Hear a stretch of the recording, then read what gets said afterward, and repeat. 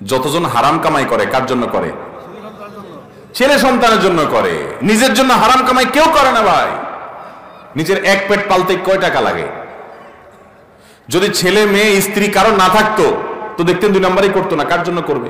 সব কার জন্য করে? সাধারণত যত 2 নম্বর কামাইকারী লোক আছে, যত হারাম উপার্জনকারী আছে, তারা সবাই এই উপার্জনগুলো করে মূলত ছেলে মেয়েদের জন্য, তাদের আখের গোছানোর জন্য। কিন্তু অবাক করা বিষয় কি জানেন?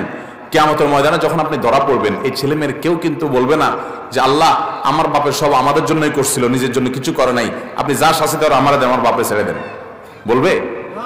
আল্লাহ কোরআনে বলছেন ইয়াউমা ইয়াফিরুল মারউ মিন আখি ওয়া উম্মিহি ওয়া আবি ওয়া সাহিবাতিহি ওয়া বানি লিকুল্লি ইমরিইম মিনহুম ইয়াউমা ইযিন শা'নুন ইউগনি। সেদিন সবাই সবাইকে দেখে পালাবে।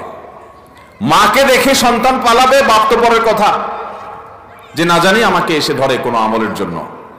বাবারা, কার জন্য 2 নম্বর উপার্জন করছেন? এই জন্য আমার যুবক ভাইয়েরা প্রতিজ্ঞা করেন, সরকারি চাকরি পান আর বেসরকারি, ব্যবসা করেন আর বিদেশ যান, যেভাবে উপার্জন করেন না কেন, জীবনে কখনো হারাম উপার্জন করব না।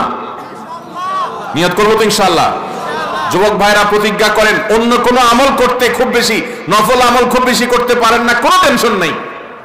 দোয়া দুরূদ খুব বেশি পড়তে পারেন না, কোনো টেনশন নেই। জীবনে একটা ওয়াজ মাহফিলও আসতে পারেন নাই, কোনো টেনশন নেই।